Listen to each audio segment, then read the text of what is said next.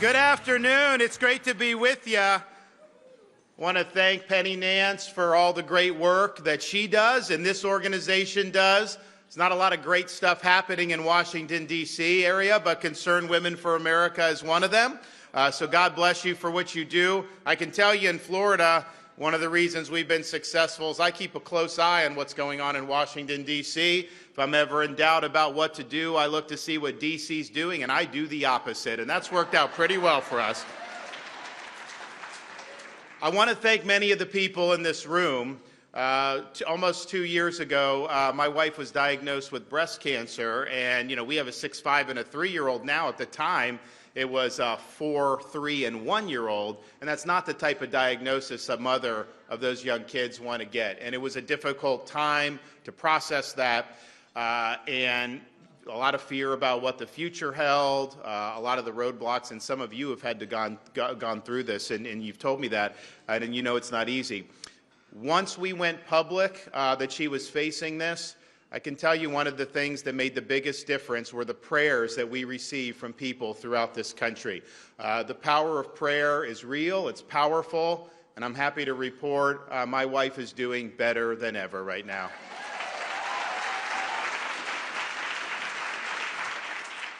We are gathering today as our country suffers under a national malaise, the likes we have not seen since the 1970s under the administration of Jimmy Carter. We see inflation that has skyrocketed. Simply affording groceries has become difficult for hardworking families. Forget about being able to afford a home or to afford a new car. And we know that that crisis was driven by the people in Washington, D.C. who borrowed, printed, and spent trillions and trillions and trillions of dollars over the last 5 or 6 years. Our debt is now in excess of $32 trillion. I remember when I was a congressman, got elected in 2012, it was $16 trillion. And we thought that was a big deal. And yet just in the last 5 or 6 years, they've added more to the national debt than we did in over 200 years as a country. We know that's not sustainable. We also know it's not sustainable to have a country that cannot even control its own borders, to have a country where drugs are pouring in at such an extent that we are losing over 100,000 Americans every year from drug overdose deaths. We see federal agencies unaccountable to the people, wield their power in ways that are weaponized, where they go after disfavored groups, like a parent going to a school board meeting in Northern Virginia, a pro-life activist like Mark Houck, even circulating memos saying that observant Catholics are potential terrorists. We see cities floundering under leftist government, crime out of control, Soros-backed prosecutors allowing the inmates to run the asylum. Our education system has continued to decline. People like the teachers' unions and the left, they want to use our schools to indoctrinate our kids instead of educating our kids. And we see what goes on in the schools with social experimentation, like trying to jam men into women's sports. We've seen the advent of woke ideology, and we've seen how that has captured and corrupted institutions throughout our country. They want you to believe that a man can get pregnant. They think it's appropriate to jam sexualized curriculum into elementary school classrooms. Even in our U.S. military, we see a political agenda. We see social experimentation, and we see our country weaker than at any time in our lifetime. And of course, one of our most foundational freedoms of all, the freedom to practice our faith, is coming under assault by leftist elites all across the country. Now, there is a lot of pessimism in the air given what we're facing, and I think that that's understandable. But I'm here to tell you there is a better way forward for this country, and that better way is not only possible, it is within our grasp if we make the right choices over these next 18 months. And I'm not just spitballing when I say that. I'm not just here trying to give you a little happy talk. I can tell you the state of Florida and what we've accomplished there shows that there is hope. It shows we can win again. It shows we have the capacity to reduce our nation's decline. This is America's time for choosing. We must restore sanity to our society, and we must restore freedom throughout the land. And you know a lot of the issues that matter. We've seen them, and I can tell you this. In Florida, we identify issues. We don't just talk about the issues. We act on the issues. We deliver results on the issues. And we're willing to fight the media. We're willing to fight the left. We're willing to fight anybody who stands in our way of doing what's right. Just look at the issue of parents' rights. So this is sensitive to me because I'm a governor running for president and all that, and that is something that's important, but I'm a dad of a 6'5" and a 3-year-old. And my wife and I really believe that parents in our country should be able to send their kids to school, they should be able to watch cartoons, just be kids without having someone shove an agenda down their throat.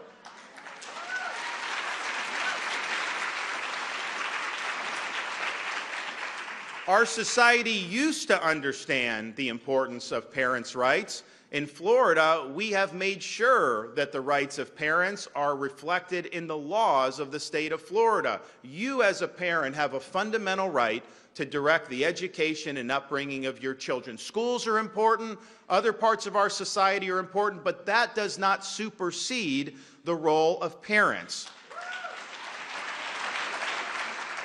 And look at the contrast we have between a state like Florida, which honors parents' rights, versus a state like California that has now doing legislation that says if you as a parent have a child, maybe like a 10-year-old son, and the son comes to you and says that they think that they're really a girl, if you say no, you could lose custody of your own kid. That is an assault on parents' rights. That is an attack on the American family, and in the state of Florida, those policies are dead on arrival.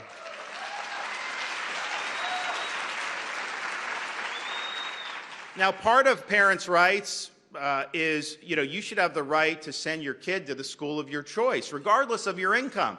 And in Florida, we've enacted universal school choice. You want to send your child to a Christian school, you have every right to do that with scholarships that we have. And guess what's happened since we've done that? A state that I grew up in, which was not always rated high in education, we're now rated #1 in America by U.S. News and World Report on the issue of education. You also have a right as a parent to know what is being taught in your child's school. And in Florida, we've ensured parents have those tools.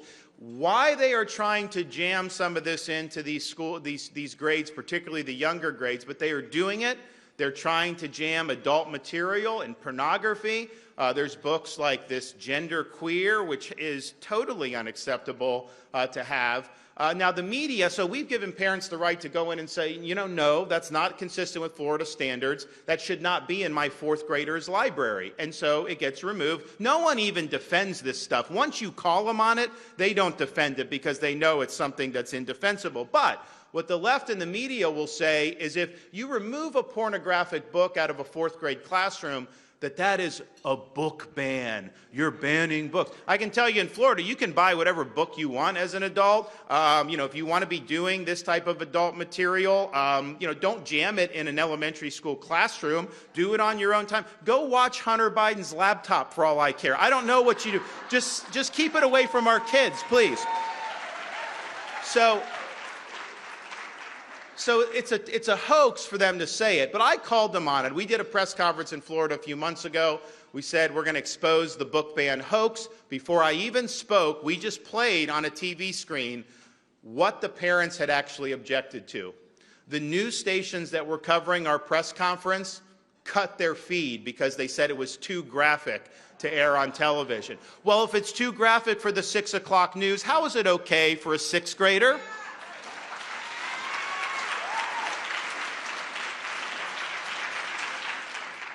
Also with parents' rights is that the purpose of schools is to educate kids, not to indoctrinate kids. We've eliminated critical race theory in our K through 12 schools. Some Republicans, they don't want to stand firm on this because the media calls you names, the left calls you names, and they do that to me. We got to stop allowing the left and the media to have a veto over us doing what's right. And we've stood up for what's right. We've also eliminated gender ideology from our K through 12 schools. It is wrong to tell a second grader that they were born in the wrong body or that their gender is a choice. It's unacceptable, and it's not first of all, it's false, and it's also unacceptable that they're trying to do that. And, you know, when we did that bill, the parents in Florida are actually very happy with that, regardless of party. The media didn't like it, the left didn't like it, and there happened to be a business in Central Florida that some of you may have heard of that also didn't like it, named Disney. And in Florida, if you know anything about it, I mean, they pretty much ruled the roost for many, many decades, and they got whatever they wanted. And people said, well, they're coming out for it. There's no way the governor is going to be able to get this through. He's not going to be able to sign it and all this stuff. He's going to have to just back down. Well, here I stand. I didn't go anywhere. We stood strong. We did what was right for the students and the parents of the state of Florida. It is wrong to try to sexualize the curriculum of our young people, and we will do battle with anybody that seeks to rob our children of their innocence. This is a fight we've won in Florida, and it's a fight we must win all across these United States. As the dad of a 6-year-old daughter and a 3-year-old daughter, I'm very sensitive, and I want to use my authority to make sure that they have opportunities when they grow up to make the most of their own life. And that includes playing sports competitions that are done with honor and integrity, and that give women a level playing field. And so we were one of the first states in the country to sign legislation protecting women's sports in our state. We've also enacted protections for women so that they can use bathrooms and locker rooms without having boys and men in their locker room. And we have been the first state in the country to prohibit teachers in school from forcing students to choose pronouns. We're not doing the pronoun Olympics in the state of Florida. Not going down that road. And why is some of this even necessary? Because if we were here 10, 15 years ago, as crazy as things have been sometimes, no one would honestly be saying that this is important. I think it's all rooted in the left's ideology. I think it's rooted in the woke agenda. This is a mind virus that is taking over institutions. And some people say that we should leave woke alone, don't worry about it. You know, they say, who cares? They don't know what it is, all this stuff. Well, let me tell you, there is value in standing up for what is true. And what woke agenda is it represents a war on the truth itself. Don't tell me a man can become a woman because it's not true. Don't tell me a man can get pregnant because it's not true. And we're not going to root our society in things that are false. The truth will set you free. But I can tell you this, the application of woke ideology to policy, it has major impacts on people's lives. When you have things like the ESG movement overtake aspects of our economy, that means the average family will end up poorer in this country as a result of that. That means businesses and these massive corporations and asset managers will be wielding their economic power to advance leftism on our society. Not in Florida. We kneecapped ESG in Florida. No ESG in our pension. We took out $2 billion from BlackRock from our pension because we're not going to let them use your money to advance their agenda. When woke overtakes education, we get a dumbing down of standards and outcomes, and we get indoctrination in the schools, and that has a devastating impact on our society. When woke overtakes criminal justice, you get woke prosecutors who get elected largely funded by campaign donations from people like George Soros, and they get into office and they say they're only going to enforce the laws they agree with. So they don't think that you should prosecute someone for mugging someone on the streets of Los Angeles. So what ends up happening, the inmates run the asylum, and the communities end up less safe as a result. Not in Florida. Our crime rate's at a 50-year low, because we've had two of those prosecutors that were not willing to enforce the law and live up to their oath of office, one in Tampa, one in Orlando. I removed both of them from their posts. They are gone.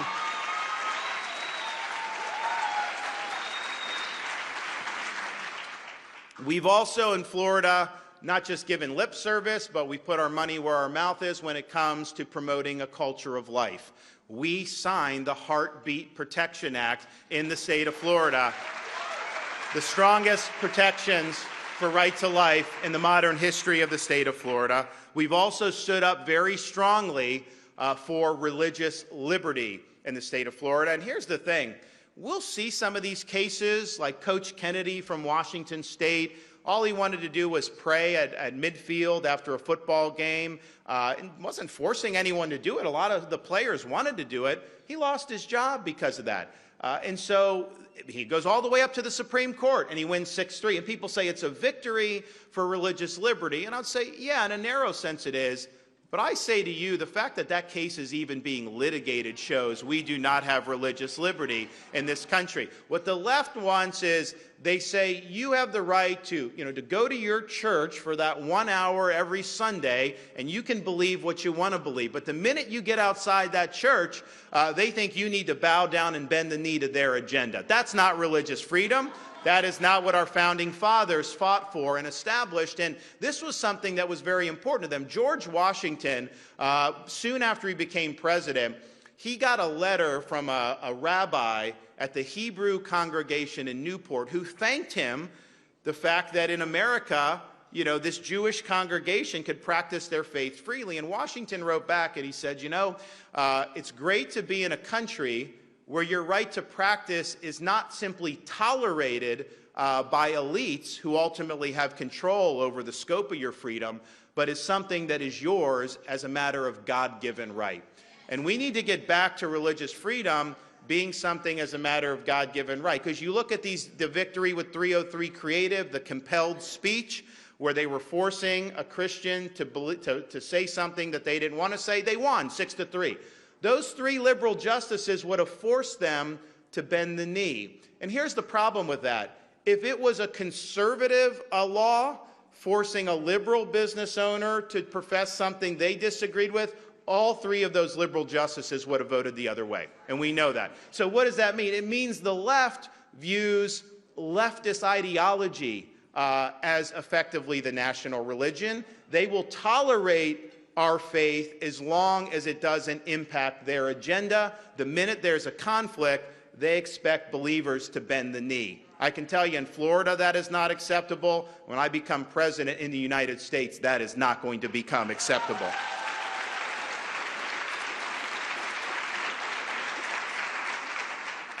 We also understand that what we've shown in Florida that you can do with the economy, for example, and Penny mentioned with COVID, we were able to keep people in business, and we had a huge rush of people coming down, businesses thriving. We're the fastest growing state in the United States.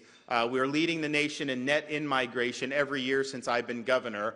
We've run big budget surpluses every year. Since I became governor in 2019, we've actually eliminated almost 25% of our state's total outstanding debt that had accumulated throughout the history of the state. We're ranked #1 in education by U.S. News and World Report. Our crime rate is at a 50-year low, and we have the fastest GDP growth amongst our large states. And so why are we able to do that, and yet New York and Illinois and California aren't able to do that?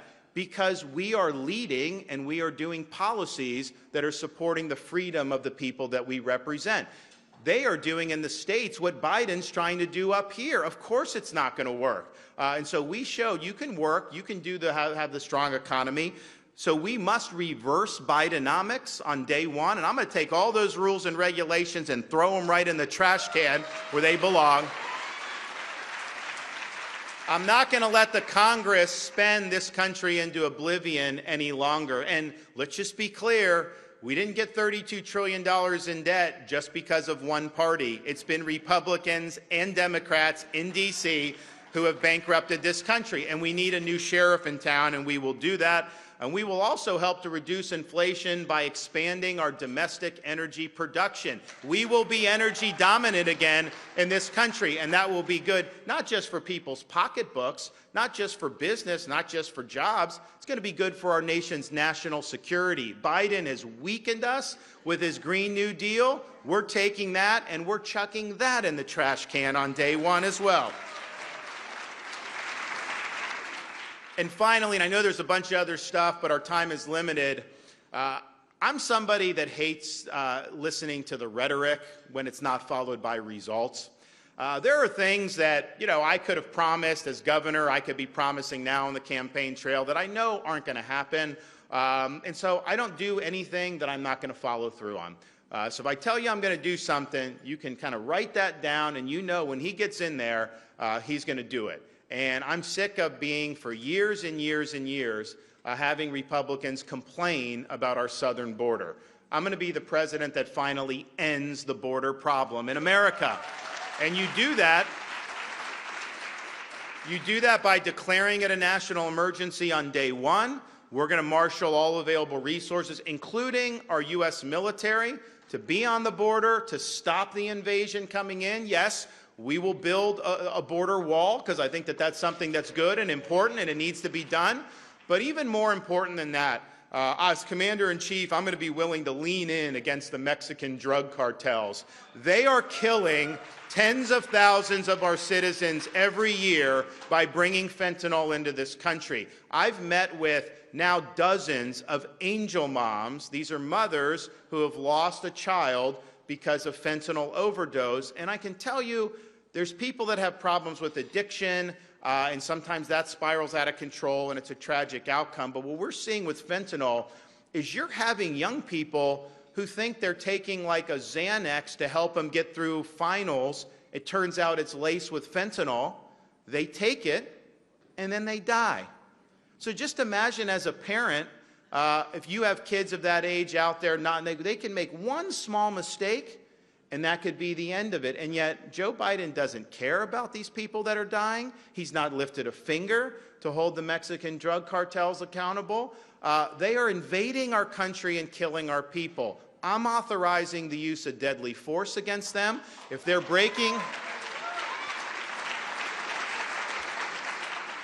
If and when they try to break into our country, bringing fentanyl in, these Mexican drug cartels, it's going to be the last thing they do, because we're going to leave them stone cold dead.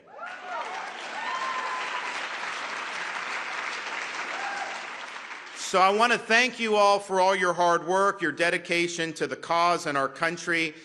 This is our generation's time for choosing, the way there was a time for choosing during Ronald Reagan's rise to the White House. We are in the midst of a national malaise. We have declining prospects for the future of our country.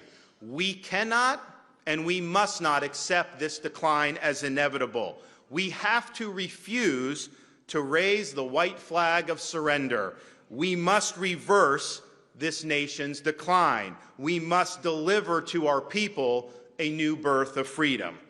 I'm somebody who believes in the American dream because I've exemplified it. My parents were working class. My grandfather worked in a steel mill in western Pennsylvania outside of Pittsburgh. And I always understood that in this country, if you work hard, you can get ahead. I started working minimum wage jobs to be able to put myself through school, to be able to give myself an opportunity to succeed. That dream is slipping away for millions and millions of Americans, and we have to restore it. We have to choose freedom over Bidenomics. I'm also somebody that, even as I worked hard to put myself into a position to succeed financially, after September 11th, I felt the call to serve the country in uniform, so I volunteered to serve in Iraq. I was attached to a U.S. Navy SEAL team in places like Fallujah and Ramadi, which was not exactly the Four Seasons at the time. So I understand the importance of putting service above self. As the executive,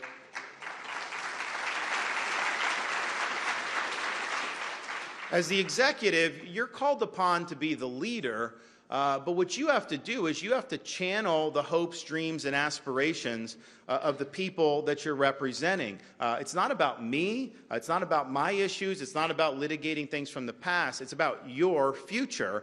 And you've got to be willing to expend political capital to stand up for the people that you represent. You know, Penny mentioned the COVID stuff. I was taking positions, at the time back in 2020 that was universally criticized by every health bureaucrat in America, everybody on the left, everybody on the media, and quite frankly, even many Republicans were doing it. And I had a lot of friends and supporters who sincerely wanted what's best for me, saying, man, you've got to do something different. You are getting filleted, you're getting hammered. I know you think you're right and all this stuff, but just start issuing some mandate. Just do something to show and get them off your back. And a leader's job is to care more about protecting the jobs of the people he represents than protecting his own political hide. So I was totally willing to let the chips fall where they may. I didn't know how it would work, but we knew that we had to do that. And so that's what you have to do as a leader. Doing what's right in this country, if we're standing for our beliefs and we're fighting for those, that is not going to be cost-free. They're going to come after you. They're going to smear you. They're going to lie about you.